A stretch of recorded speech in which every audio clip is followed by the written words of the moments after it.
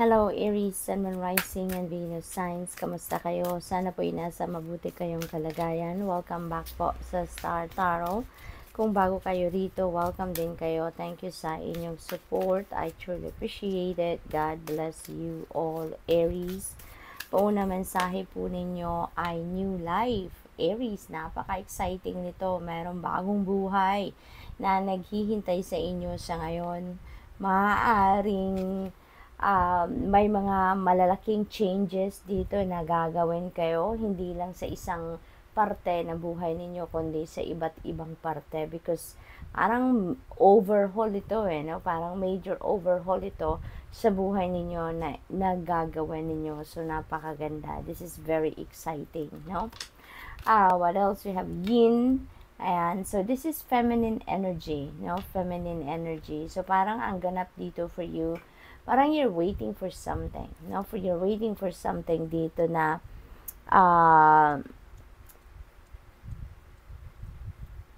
isa din ito, parang gano'n, no? Parang isa din ito sa mga pagbabagong mangyayari sa buhay ninyo. Kasi kung dati siguro, kayo yung laging nagdedesisyon, kayo yung nagsasabi na ganito ang gagawin natin, ganito, ganyan. Maybe ikaw yung nag-execute talaga ng plano, pero ngayon parang hindi gano'n, ano? Parang may point dito sa buhay ninyo wherein may gagawin kayo, may kayo yung mag-i-initiate, and at the same time parang meron din ibang bagay dito na maghihintay kayo na i-lead kayo na kung sino man. Naghihintay kayo dito na kayo yung sabihan, no, na ganito na ang gagawin natin, ganito na yung dapat na mangyari, yung ganon. So parang meron ditong energy of surrender, no? May energy of being kayo ngayon, passive, no? Yung ganon.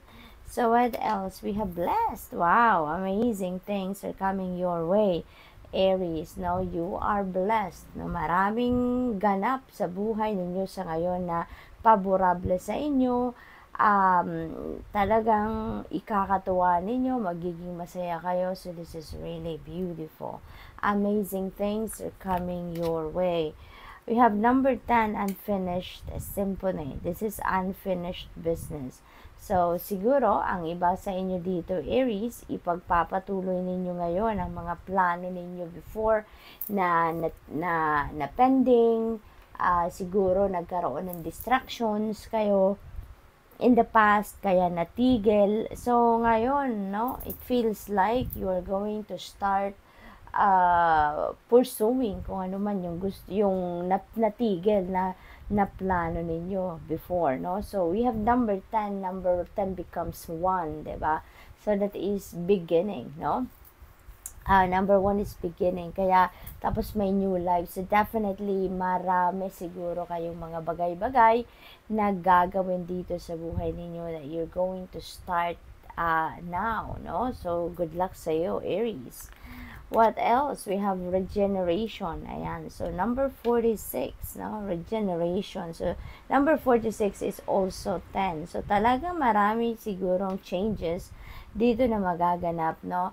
Number 10 is become number 1. So, that is a new beginning. So, this is 10-10, no? May synchronicity din tayo. Okay, so nakita ko din yan, 22 tapos 2, that is already also a synchronicity. So, I suggest, no, Aries, pakitignan po ninyo ang mga angel numbers na to, because these are powerful inspiration para sa inyo. Marami kayong mababasa dyan, ano? I-google po ninyo ang ibig sabihin ng angel number 10-10 at angel number 222 at saka po master number 22. There are so many extra insights and inspiration dito na gustong iparating sa inyo ng iyong spirit team dito, no? Marami kayong mababasa dyan na makakatulong din sa inyong sitwasyon sa ngayon.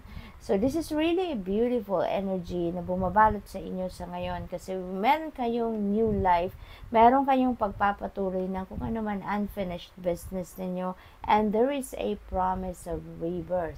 So, meron talaga ditong major transformation that is about to happen sa buhay ninyo. And you are supported by the universe, no? Kung ano man ang mga gagawin ninyo ditong pagbabago, no, sa buhay ninyo, you are being sent support through resources, through people na makakatulong sa inyo. There are blessings coming your way, no? Blessings coming your way na yan ay makakasuporta sa inyo, makakatulong sa inyo, makarating kayo doon sa punto na gusto ninyong marating. Anumang klaseng pagbabago ang gusto ninyong gagawin, no? So, definitely, there is a massive transformation happening dito sa buhay ninyo. So, baka mag-flip kayo ng coin sa ngayon, kumbaga, no? Ika nga sa buhay ninyo. Kaya, may regeneration, may new life. So, malaking changes ito. Treasure Island, napakaganda. Meron ditong mga opportunities na dadating sa inyo. May mga madidiscover kayong opportunities that could be related to your money, career, and finances. So, siguro, meron ditong bagong trabaho, bagong career, bagong business venture, bagong money path na madidiscover kayo, no? So, this is going to bring forth financial freedom, financial comfort, prosperity and abundance into your life. So this is really a beautiful energy surrounding you at this time, Aries, no? So congrats. So that's all I have for you for today. Thank you for watching. Love and light. Namaste. Hello, Leo, Sun, Moon, Rising, and Venus signs. Kamusta kayo? Sana po nasa mabuti kayong kalagayan. Welcome back po sa Star Tarot. Kung bago kayo dito, welcome din kayo. Thank you sa inyong support. I truly appreciate it. God bless you all. Leo, lumili pa ng mga cards ninyo. So, alam ninyo, sigurado kayo kung ano yung gagawin ninyo sa ngayon, no? Siguro may mga plans kayo and vision ninyo para sa sarili ninyo, and now you are going to take action, and you know pretty much, kung papaano ninyo ito i-roll out ng mga plano ninyo. So which is really good, kasi parang pinag-isipan ninyo ito, pinaghandaan nyo na ito, ngayon you are ready to take off, no? So that's good. You have fork in the road. Ayan. So, maybe, timing ito, no? Ito yung napipick up ko dyan. Kasi, kung dito, pinaghandaan nyo na ang lahat, you know pretty much kung papaano na ninyo gagawin. Maybe, it is the timing na ang hindi ninyo malaman siguro kung kailan ito, no?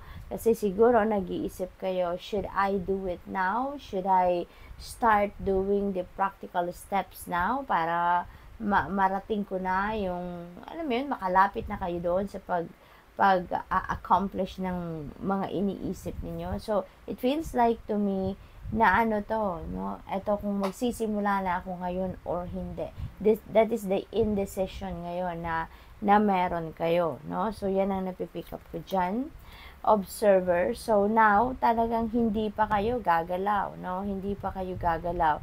Although, sigurado na kayo, alam niyo na kung paano ninyo sisimulan, kung saan kayo, anong direksyon ang tatahakin ninyo. Maybe alam niyo na yan, pero you don't know yet kung kailan ang tamang panahon. And sa ngayon, mag-observe muna kayo. Pag-aaralan muna ninyong ang mga galawan, sistema ng kung ano man anumang area ito, no? Siguro sa ngayon, ang gagawin muna ninyo is mag-observe, makikiramdam, pag-aaralan ninyo ang kalakaran, no, ng kung ano man ang ano ninyo dito, ang gagawin ninyo, kung negosyo man yan or whatever, no? Siguro ngayon, titignan nyo muna, makikiramdam kayo, titignan ninyo ang kalakaran. Ano na ba? Is this the perfect timing? Na ba? Kailan ba ang perfect timing para mag-launch ako ng negosyo ko, no? Kung sa negosyo ito. So, wala pa kayong pag-take action dito, no? Mag-observe muna kayo, pag-aaralan ninyo kung kailan ang tamang panahon. Kaya nag-iisip kayo, no? Nag-iisip. Yan ang pinag-iisipan ninyo sa ngayon. Yan ang pag-aaralan ninyo sa ngayon. Kasi, okay, handa na kayo, no? Siguro nga may mga gamit na kayo, may prepared na kayo, no? Yun nga lang na maghihintay kayo ng tamang panahon. Kaya, titignan-tignan nyo muna ang paligid, no? Pag-iisipan ninyo muna ng maigi kung kailan kayo magsisimula. We have loyal heart. Ayan. So, this could be related to, love and romantic relationship. Maaaring ang iba sa inyo dito is meeting your new person. Maaaring ang iba sa inyo dito is meeting your potential na maging jowa, or siguro nandoon na kayo sa punto na nasa relationship na kayo, and now siguro you are expressing your loyalty, ine-express ninyo ngayon yung inyong hindi lang yung loyalty kundi pati na yung ninyo, yung pagmamahal, yung love ninyo, yung gano'n, sa person ninyo. So, we have regeneration. This is a rebirth, no? Meron ditong mga pagbabagong gagawin kayo, mga pagbabagong magaganap sa buhay ninyo. So, maaari din na isa ito sa pinag-iisipan din ninyo, Leo, kung papaano ninyo babaguhin ang inyong sitwasyon. Papaano ninyo i-break yung chain, kumbaga, no? And you want to create some changes sa buhay ninyo. So, maaaring ganon ang sitwasyon ng iba sa inyo dito, Leo. So, maybe this is what you are thinking right now. Ito din yung pinagdidiskartehan ninyo. Maaari din na meron kasi ditong mga personal transformation din, no, na gusto ninyong simulan or gusto ninyong gawin. So, good luck. That's all I have for you for today. Thank you for watching Love and Life. Namaste. Hello, Sagittarius, Sun, Moon, Rising, and Venus signs. Kamusta kayo? Sana po ay nasa mabuti kayong kalagayan. Welcome back po sa Star Tarot. Kung bago kayo rito, welcome din kayo. Thank you sa inyong support. I truly appreciate it. God bless you all. Sag, paunang mensahe po ninyo ay flexible. Ayan. So, you're being invited here na maging flexible kayo. Maging adaptable kayo sa mga bagong environment, sa mga bagong sitwasyon na nangyayari sa inyong paligid, Sagittarius, learn to be adaptable to the changes na nangyayari siguro sa buhay ninyo. Co-create. Ayan, this is a reminder for you na hindi lang kayo nag-iisa, no, sa pag-manifest ng kung ano man ang mga bagay na gusto ninyong mangyari sa buhay ninyo, or sa pagmamanifest ng mga bagay-bagay, sa buhay ninyo, anumang area ng buhay ninyo yan. This is a reminder for you na you are co-creating your reality, no, with the divine, with God, no. Hindi lang ang Panginoon ang gumagawa para sa iyo, kundi kayo din gumagawa, kasi kayo yung nag-execute, no, ng kung anong guidance ang binibigay sa inyo ng universe. Kayo ang nasa physical realm, kayo ang nag-execute dito, no, ng kung ano man ang mga bagay na dapat ninyong gawan. This is a reminder for you na teamwork kayo dito ng universe, no? The universe is giving you heads up, the universe is giving you guidance, the universe is giving you intuitive messages dito, clear direction, illumination, para makita ninyo kung ano ang path na dapat ninyong tahakin. Kaya, it is extremely important for you na lagi kayong nakikinig sa iyong intuition, because that is the portal, no, ng divine guidance na galing sa divine universe. Kaya, importante nakikinig kayo dyan para nalalaman ninyo kung ano na yung dapat ninyong gawin, which path you should take, yung mga ganun ba, no? So, this is a reminder for you. We have no place like home. Ayan. So, ang iba sa inyo dito, Sagittarius, struggling siguro pagdating sa authenticity ninyo sa inyong sarili. Maaaring may mga katangian pa kayo or parte ng sarili ninyo, no, na hindi ninyo matanggap, na hindi ninyo ma-recognize, yung gano'n, yung parang yung self-acceptance ay parang malayo, no, sa inyo. May mga parte kayo ng sarili ninyo na hindi ninyo tinatanggap. May mga parte sa sarili ninyo na hindi magaan sa loob ninyong akuin na that is part of you, no? Maaring ito yung kaya parang there's no place like home ang message para sa inyo, kasi you should be, no? That is part of your DNA, that is part of yourself, that is part of you as a person. Kaya kung ano man yan, matututunan din ninyo yan tanggapin, because kayo yan ikaw yan, that is your signature, kumbaga. Parte yan ng DNA ninyo. Kaya eventually, it feels like matatanggap nyo din yan. No? Eventually, makikita nyo din na dapat, no? Kasi wala naman kayong magagawa kundi tanggapin, i-embrace niyo kung sino kayo, your own truth. Kasi 'di ba, kayo din 'yan, no? Kayo 'yan, parte 'yan ng dugo ninyo, parte 'yan ng DNA ninyo. Kaya eventually, you will realize na you'll be able to to accept for who you are, no? Magiging authentic din kayo sa sarili ninyo, magiging honest din kayo sa sarili ninyo.